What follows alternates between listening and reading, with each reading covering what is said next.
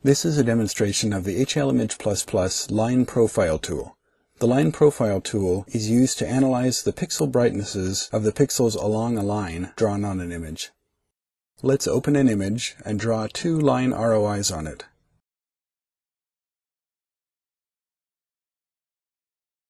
The first will be a freehand line, and the second will be a straight line. We'll use the Line Profile tool to find the points where our ROIs cross the black bars. So let's open the Line Profile tool, and the first thing we'll do is add the profile of the straight line ROI. The higher points on this line profile correspond to the light areas of the image, and the lower areas correspond to the darker parts of the image.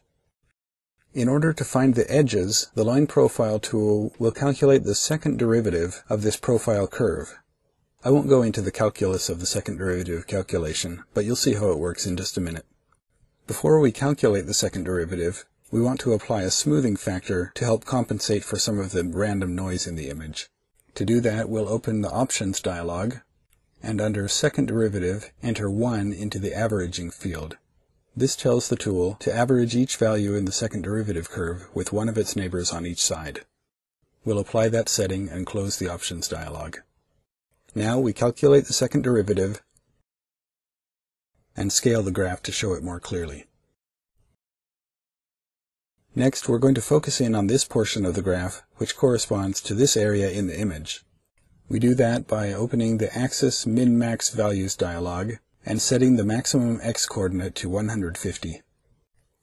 To help explain what we're looking at here, I'm going to hold down the Control key on my keyboard and click the bottom and top points at the beginning of the curve. If you look at the image, you'll see that a few lines have been placed corresponding to the points that I clicked.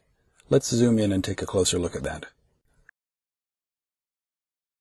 The first point that I clicked, the bottom point, corresponds to the place along that line ROI where the image begins to go from light to dark. The second point, the top point, corresponds to the place along the line ROI where the image finishes going from light to dark. Let's control-click on the next peak and valley. As you can see, we now have lines where the image begins to go from dark back to light and where it finishes going back to light. Next, we're going to have the Line Profile tool calculate the point between each of those sets of lines where the edge of our dark bar is. Looking at the Line Profile graph, the edges are the places where our second derivative curve crosses the axis. But not every place where the curve crosses the axis is an edge in the image. Because of the noise in the image, there are lots of other places where the curve crosses the axis. We'll need to set thresholds to tell the tool what we consider to be noise and what we consider to be edges. The upper threshold will go in here. Any peak below it does not correspond to an edge, and any peak above it does. Likewise, we'll have a lower threshold somewhere around here. To enter those thresholds and find the edges, we'll open the Show Edges box. The values that I've found are appropriate for our noise thresholds are 6 and -6. The Find Edges dialog will find two edges at a time. The first is the up edge, corresponding to a point where the second derivative curve crosses the axis going up, and the second is a down edge, where the second derivative curve crosses the axis going down. Now, if I click Find First, you'll see that the edges of the first black bar have been found and marked with a purple and yellow line, and corresponding purple and yellow lines appear on the Line Profile graph. To display the exact positions of and distance between those edges, we'll open the Distance box. The Distance box displays the x and y coordinates for both edges and the distance between them.